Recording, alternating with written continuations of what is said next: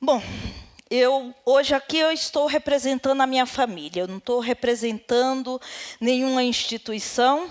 Eu represento aqui meus 3 filhos, a Noemi, o Ricardo, o Eduardo, meu neto, porque eu já sou avó, o Leonardo, e minhas 2 noras, a Mariana e a Soraya.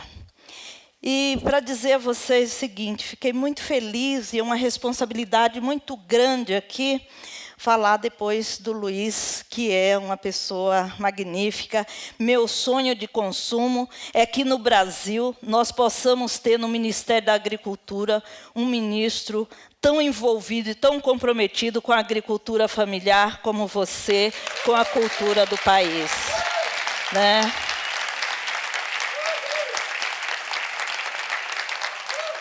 A minha vontade, enquanto gestora pública, é que, na verdade, todo gestor público, todo técnico, todo fiscal tem uma avó, como eu sou para o meu neto.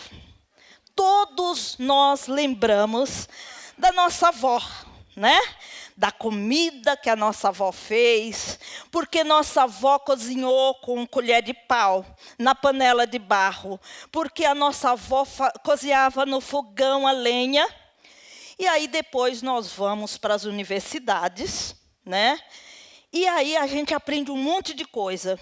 E aí a gente aprende que tudo não pode, né? E eu lidei muito com esse mundo. Eu sou filha de agricultor familiar. Meu pai é lá do sertão da Bahia, do semiárido, onde eu vivi muito tempo e que participei de muitos movimentos. Essa é a minha origem, eu tenho muito orgulho de ser de Pindaí, lá no sertão, é uma cidade bem pequena. E vim para o mundo para ajudar. Minha formação é professora, mas sempre lidei com projetos sociais e preocupada com a erradicação da fome nesse país. E aí eu tive a oportunidade, no município de São Carlos, São Paulo, de me tornar gestora pública. Uma loucura, né? Virei vice-prefeita da cidade de repente, e aí me vi secretária de Cidadania e Assistência Social. E aí é que a gente percebe que quando o poder público quer, ele faz. Quando ele tem compromisso, ele faz. E aí, como eu tinha essa história com a agricultura familiar, como eu sou filha de agricultor familiar, conheço a realidade das pessoas pobres de lá de Pindaí, de São Carlos e do Brasil hoje, porque tive a oportunidade de conhecer muito todos os estados do nosso país. É possível fazer. Em São Carlos nós fizemos. São Carlos foi possível criar uma política dita cidadania e assistência social. É possível isso, discutir cidadania e assistência social, como política pública. E aí, no nosso país, eu fui para a Anvisa, né? Mas antes de falar da Anvisa, esse tema aqui é muito importante para nós, para o nosso país. Comida é cultura. Entender o alimento como elemento cultural é essencial para um país. A gente precisa. E no Brasil, e eu vou falar só do Brasil, é muito importante. E a gente começa com a nossa Constituição Federal. A nossa Constituição, ela começa assim, olha, no artigo 5º. Todos são iguais perante a lei, sem distinção de qualquer natureza, garantindo-se aos brasileiros, aos estrangeiros, sejam todos bem-vindos, residentes no país, a inviolabilidade do direito à vida. Para a gente ter vida, a gente precisa comer. Ninguém vive sem comida, né? E aí nós temos na nossa lei magna. E por que nós temos tanta gente passando fome? E por que nós permitimos que nossos cidadãos comam do lixo? Eu trabalhei na capital do nosso país. E eu cobrava da vigilância sanitária. que cobra toda hora dos microempreendedores individuais, dos agricultores familiares, da economia solidária, empreendimentos que esse tipo de negócio não tem nem condições de fazer. Mas permite que os governos deixem as pessoas ir lá em Brasília. Até 2015, início de 2016, eram filmadas as pessoas comendo dos produtos do lixão. Era permitido que, na nossa capital do Brasil, mulheres e homens e crianças fossem catar frangos, linguiças e outros tipos de alimentos no lixão público. E isso é na maioria dos nossos municípios. E de quem é essa responsabilidade? Né?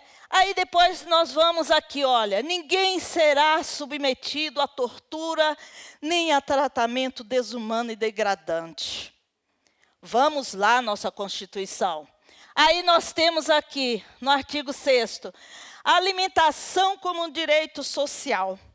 É novo na nossa Constituição, só foi colocado o direito à alimentação na nossa Constituição em 2010. E aí vem aqui o artigo 225, e eu estou falando isso porque é a nossa lei maior. Todos têm direito ao meio ambiente, ecologicamente equilibrado, bem de uso comum do povo e essencial à sadia qualidade de vida, impondo-se ao poder público e à coletividade o dever de defender. E por isso eu quero aplaudir essa plateia aqui, todos comprometidos, a sociedade civil está aqui cumprindo o seu papel. E aí nós vamos para essa triste realidade, num país que nós temos uma Constituição que fala tudo isso. Brasil sai da fome, Brasil volta para a fome. E nós estamos discutindo aqui que nós não queremos mais ninguém no mundo passando fome. E aí nós temos outras legislações. Eu não vou ficar interpretando, porque eu não sou jurista, mas para dizer para vocês que todas as nossas legislações, e lá em cima eu fiz questão de colocar, olha, políticas públicas para garantir acesso, direito humano à alimentação adequada. O Brasil vem numa evolução nos últimos anos. E aí nós temos ainda, apesar de que a gente ainda lida com leis de 1940, nós temos algumas avançando, aquelas que a sociedade civil conseguiu interferir. E aí vem a lei que cria o Sistema Nacional de Segurança Alimentar e Nutricional, o SISAM. E aí coloca de novo o poder público e a sociedade civil. Só que nós não estamos lá dentro discutindo. As leis são poucas aquelas que nós fomos lá e dissemos, nós queremos uma lei com a nossa cara.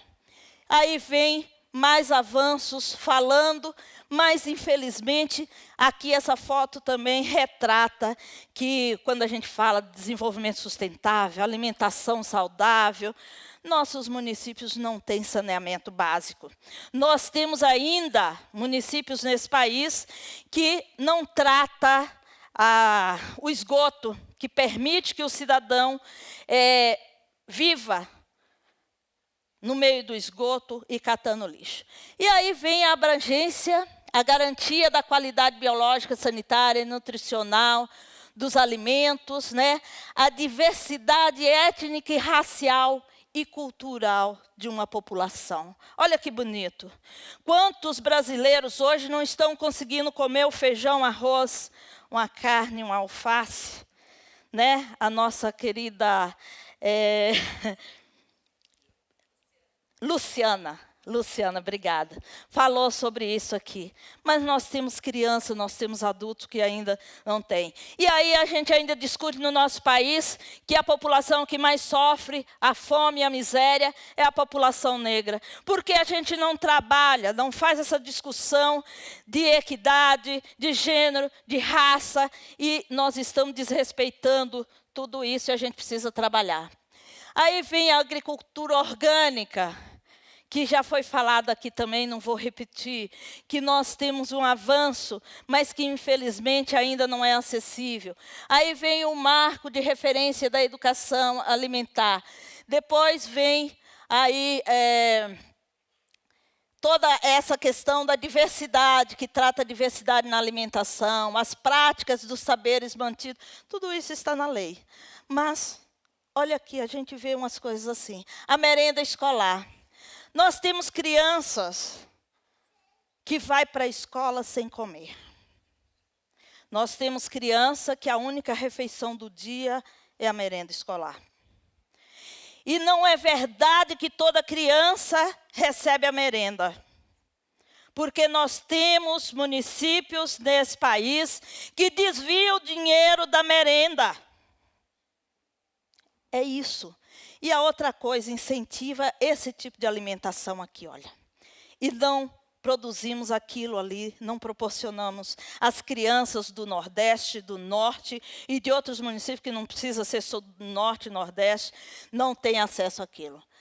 E aí vem uma coisa que me dá muito prazer de falar, que é o meu trabalho na Anvisa. A Anvisa foi um órgão de governo, uma agência, nossa Agência Nacional de Vigilância Sanitária, que apesar de demorar, mas teve um presidente que também filho de agricultor familiar, que foi lá, assumiu a presidência da Anvisa e falou assim, gente, nossas normas não podem ser igual para todo mundo. Nós precisamos ter normas diferentes para tratamento diferente. O pequeno produtor rural não pode ser tratado igual o grande. Nossos empreendimentos da economia solidária não têm condição de ser tratado como uma multinacional. O nosso microempreendedor individual, que tem uma barraquinha ali, não pode ter o mesmo tratamento. E foi aí que ele teve a loucura de me chamar de São Carlos, e eu fui para Brasília para ajudar a Anvisa a fazer uma norma. E essa norma foi discutida com a sociedade civil. Eu tive um cansaço danado para rodar todo o Brasil e para apanhar muito do Sistema Nacional de Vigilância Sanitária. Fui vaiada.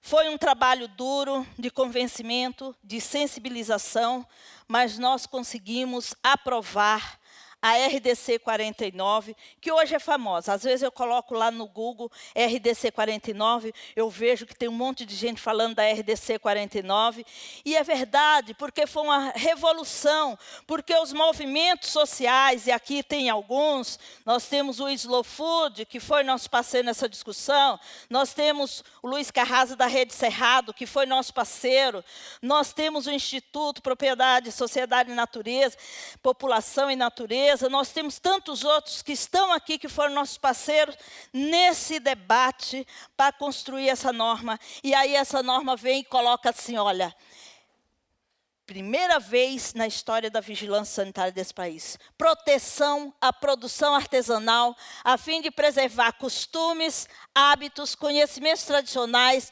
na perspectiva do multiculturalismo dos povos. Imagina, tudo não se pode. Não pode isso, não pode aquilo. Então, é isso. Hoje a Anvisa reconhece isso e todo o Sistema Nacional de Vigilância Sanitária tem isso numa norma. E essa norma é comentada, não adianta o fiscal dizer que desconhece, porque ela foi feita, comentada juridicamente, para ninguém ter dúvida de interpretação. Eu só coloquei alguns artigos aqui. Essa questão da razoabilidade.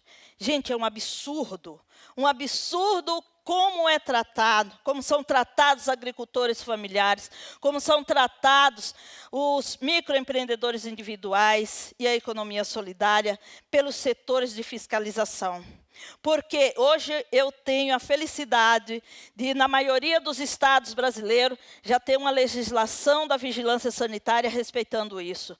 Aplica-se tudo igual para todo mundo. Não se exige o princípio da razoabilidade, quanto às exigências aplicadas. A gente tem um histórico de vigilância sanitária, pedir para um agricultor familiar, e todos sabem como que é a composição de um empreendimento da economia solidária, pedir para ter 2 banheiros. Né? Os agricultores familiares têm um banheiro, a maioria de nós brasileiros, tem brasileiro que não tem nenhum banheiro, nós damos graças a Deus quando temos um banheiro na nossa casa, e aí no empreendimento pedir 2 banheiros, 10 salas. É um absurdo isso. Então, essa RDC, e aí tem outros abusos que eu vou falar aqui na frente. A questão do fomento de políticas públicas, de capacitação para os profissionais. É um absurdo, a gente não pode criar leis e não se preocupar com a capacitação dos técnicos, porque não existe isso. Os técnicos que estão nos municípios, não adianta fazer lei em Brasília e não trazer elas para os municípios, porque os técnicos que estão atrás dos empreendedores, eles estão no município. Se a sociedade civil não se apropriar dessa capacitação e dessa legislação, não vai adiantar nada. Por isso eu coloquei aqui que é importantíssimo a gente se preocupar com a capacitação. E aí nós avançamos. Essa questão do grau de risco. Tudo é risco? Não, tudo é risco, mas nós temos alto e baixo risco, e a Anvisa também aprovou uma norma que trata. Outra coisa que a Anvisa fez, que deve ser modelo para outros órgãos de governo, é criar um grupo de trabalho com o Sistema Nacional de Vigilância Sanitária e a sociedade civil. Eu trouxe aqui as fotos, que a gente fazendo reuniões, ali está o grupo, né? Todos os representantes de estados e municípios capitais da vigilância sanitária, mais os representantes da sociedade civil. Aqui, nós participando do Fórum Mundial Temático de Economia Solidária, falando para mais de 500 pessoas sobre a RDC 49. E aqui, falando para os agricultores, lá no Bico do Papagaio, falando com as mulheres quebradeiras de coco sobre essa RDC. É isso que toda política pública tem que fazer. Tem que falar com as pessoas da lei e o que a lei permite para que as pessoas se apropriem dela. E aí a Anvisa, na época a gente estava falando de um projeto de inclusão produtiva com segurança sanitária. E aí a Anvisa criou o programa. Hoje ele é um programa com a sociedade civil, criou o programa o programa Inclusão Produtiva com Segurança Sanitária, o PRAISAN. Vamos para frente. Aqui mais coisa, o decreto do mapa. Agora a gente vai falar que precisa quebrar paradigmas. O nosso Ministério da Agricultura, infelizmente, não fala a língua do agricultor familiar, da economia solidária, porque as legislações do mapa são muito complicadas, mas tem hoje uma legislação, a partir do SUASA, que a gente precisa se apropriar e falar dele. E o mapa, para nossa grande surpresa, está aqui agora falando o seguinte, olha, considerando os costumes, os hábitos, os conhecimentos, né? Isso está no decreto e do Plano Safra, aqui que foi lançado, e a gente precisa se apropriar disso. Outra coisa é que o mapa também criou uma instrução normativa, número 16, que foi muito nos moldes da RDC 49, exceto a discussão com a sociedade. Foram poucas as organizações que participaram. A outra coisa, esse decreto aqui também, que é um avanço, né, no mapa, que também traz o tratamento diferenciado para a agricultura. Aqui são algumas falas de amigas. E o que a gente quer é evitar isso. O poder público tem a obrigação de evitar esse tipo de coisa. Eu fiquei muito chocada com isso aqui. Eu mandei um e-mail, quando eu vi aqui a nossa Roberta, chefe, que teve todos os seus queijos jogados no lixo. Alguém falou sobre isso aqui. Isso é de uma tristeza, porque violou, quem fez isso, a Vigilância Sanitária do Rio de Janeiro, violou a RDC 49. Não pode fazer isso aqui. E a Vigilância Sanitária não pode. A Vigilância Sanitária, ela não pode pegar, recolher, jogar no lixo uma comida boa. Ela não é autoridade para isso. Não é autoridade para isso. Então, assim, foi uma tristeza. E aí, muita gente me ligando por causa disso. Eu fiquei triste, muito triste, não pode. E aí a gente vê ainda essa situação. Governo e produtores brigam com regulamentação do queijo mineiro. Fiscalização é ampliada e ambulantes reclamam.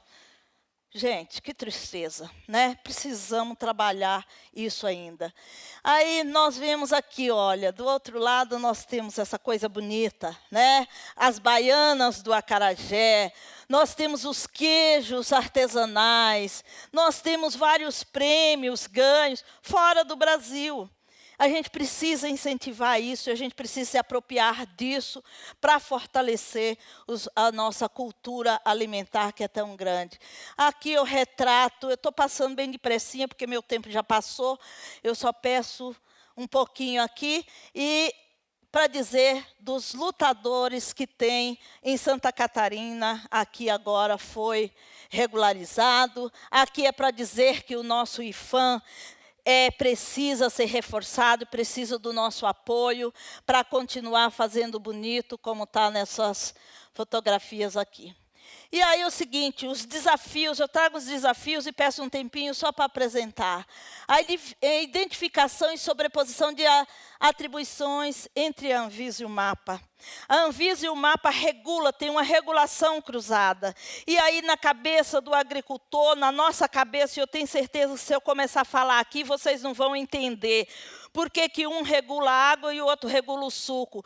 Por que que um regula a fruta, o outro regula a polpa? Por que que para um pode, o outro não pode? Um regula o leite, o outro regula o queijo. Isso não pode continuar acontecendo. Precisamos fazer um movimento e espero que daqui a gente consiga fazer isso. A outra coisa, o investimento, acabar com as barreiras comerciais. Alguém falou isso aqui, é verdade. Nós não podemos, e aí o que aconteceu no Rio de Janeiro foi apenas uma questão de barreira comercial. Não tinha nada a ver com um alimento estragado. Ninguém ia morrer se comesse aquele produto. A outra coisa, capacitação dos técnicos e da sociedade civil, isso tem que acontecer.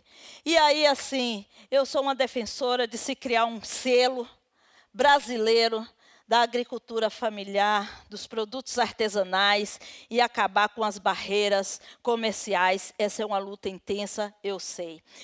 E, indo já para... Aqui são mais leis que a gente tem, que a gente precisa interpretar. Aqui, já encerrando, eu trago uma homenagem a todas as mulheres. Nós vivemos um momento difícil. Aqui, desde ontem, a gente vê muita fala de mulheres. Muitas mulheres falaram aqui. A nossa realidade brasileira das mulheres, nós é que enfrentamos muito a pobreza, a fome, especialmente as mulheres negras desse país. E nós enfrentamos a violência doméstica. Eu sou uma vítima da violência doméstica. E aí, o lugar da mulher é onde ela quiser. Essa é uma bandeira de luta que a gente não pode abandonar. E a Cora Coralina nos traz isso aqui. Muito obrigada a todos vocês.